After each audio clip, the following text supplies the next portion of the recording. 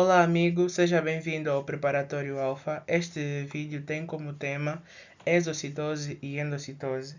Este vídeo é a continuação do tema transportes através da membrana. Então, se ainda não viste esta aula, vê esta aula primeiro e depois vens para esta. O link deve estar a passar aqui em cima. Então, antes de prosseguirmos, gostaria de te pedir que subscrevesse o canal, deixasse o teu like, compartilhasses para que mais gente tenha acesso a estas aulas e para que o YouTube perceba que é um canal relevante e assim também possa sugerir a mais gente. Sem mais demoras, bora pro vídeo. Eu sou Alexandre Armando Umbachipaco, sou licenciado em Medicina, profissional de enfermagem, aspirante em cirurgia geniturinária e membro da Liga de Urologia da Universidade de Jean Piaget de Angola e fundador do Preparatório Alfa. Este que é um canal que tem como objetivo ajudar os estudantes, ajudar e tem ajudado os estudantes tanto no ingresso ao ensino superior como auxiliar os alunos nas aulas, principalmente do ensino médio, não é? Nas aulas de biologia, química, nas diversas matérias. Então, se quiser saber mais sobre mim, deixei aqui o meu LinkedIn, aqui embaixo. Alexandre Chipaco, é só pesquisarem e lá encontram.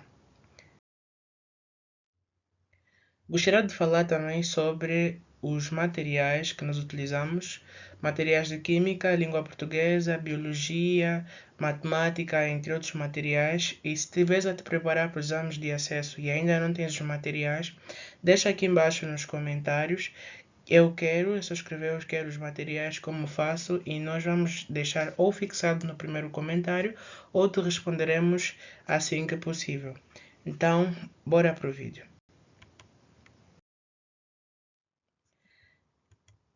Exocitose e endocitose.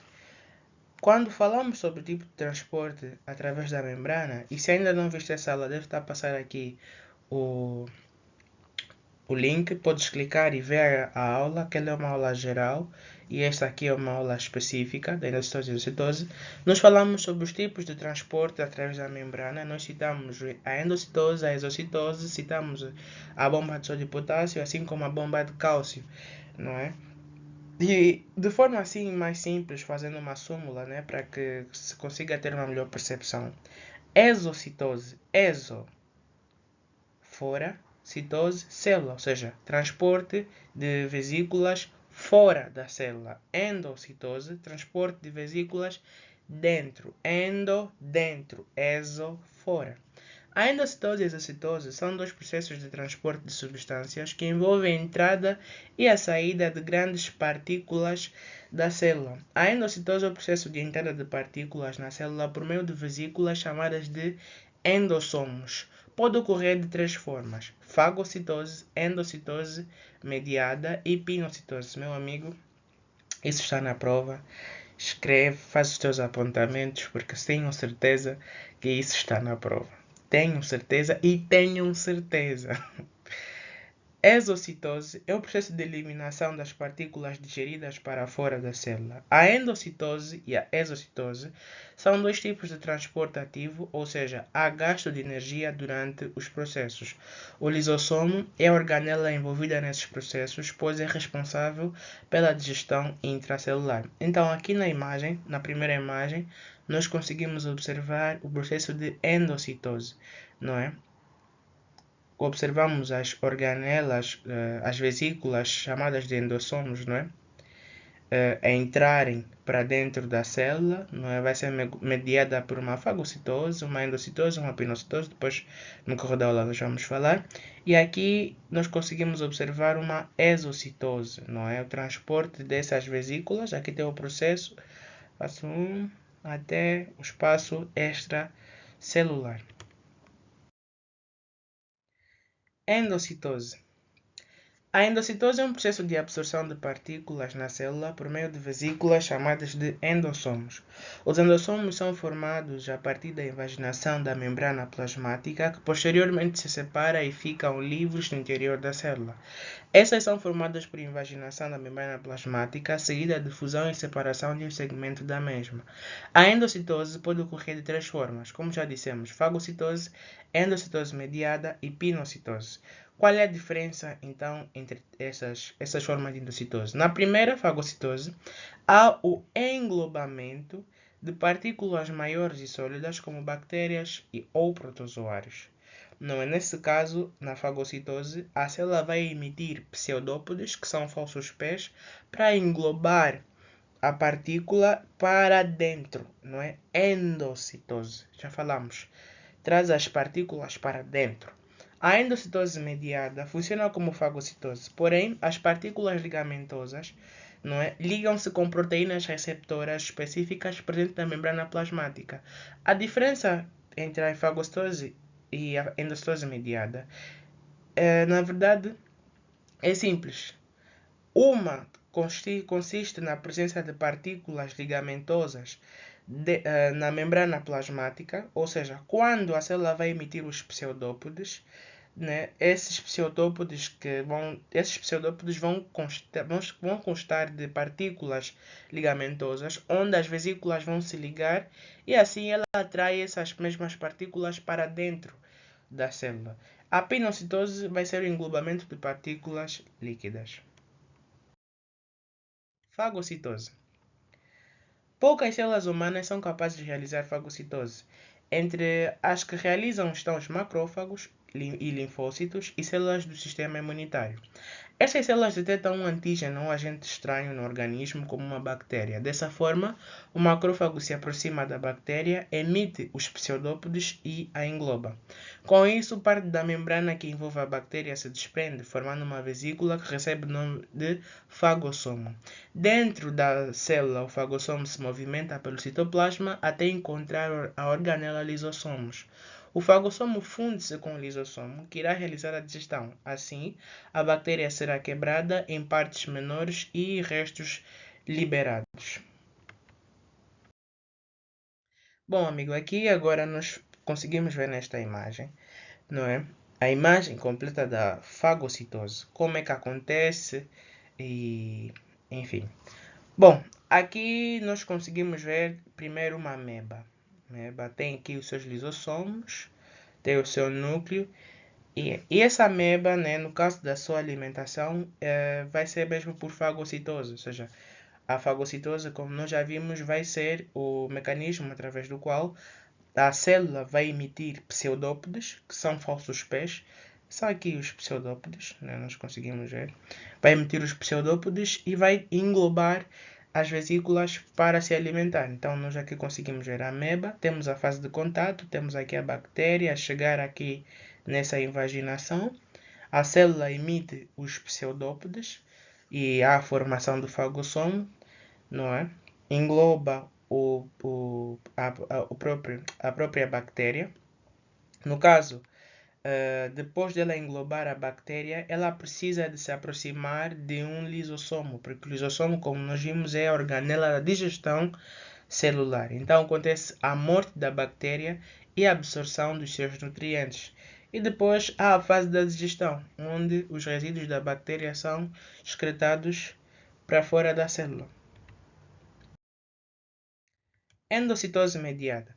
A endocitose mediada é semelhante ao processo de fagocitose, porém conta com o auxílio de proteínas receptoras da membrana plasmática. Quando as proteínas receptoras entram em contato com a substância da qual possui especificidade, a região da membrana sofre invaginação e forma-se a vesícula no interior da célula. A vesícula também irá se fundir com os lisossomos. Este tipo de endocitose é considerado mais rápido e eficiente, pois ocorre apenas com substâncias que possuem afinidade. O vírus do HIV é um exemplo de substância que entra na célula por endocitose mediada, ou seja, apenas por sítios ligamentosos, proteínas ligamentosas na membrana plasmática. Pinocitose. A pinocitose consiste no englobamento de partículas líquidas.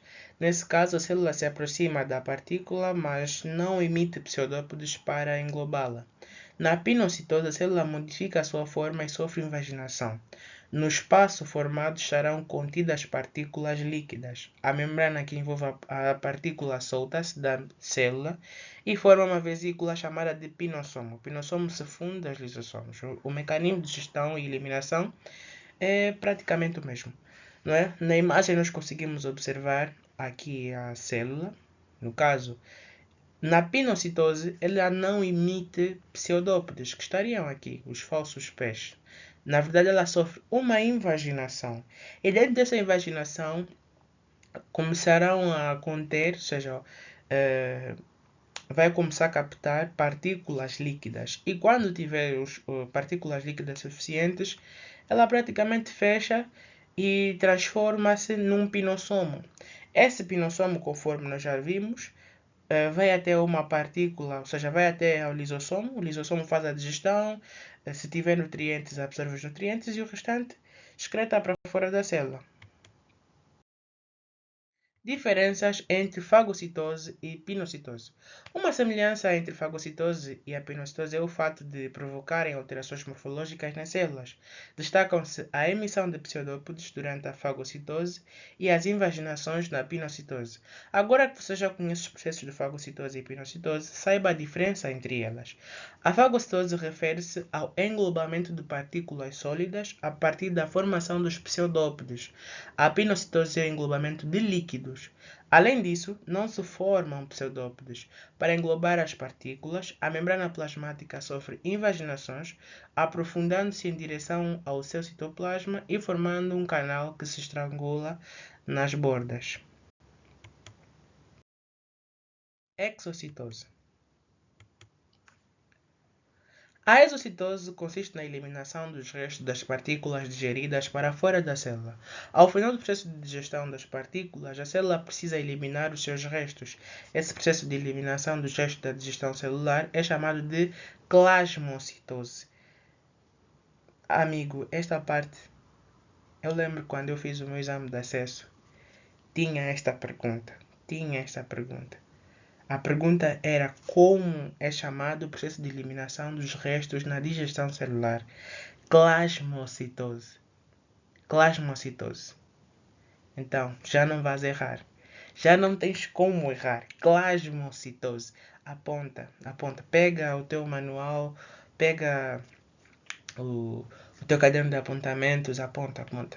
Os restos que estão contidos na vesícula serão encaminhados até a membrana e se fundirá com ela. Por conseguinte, ela se abrirá para o exterior e eliminará o conteúdo.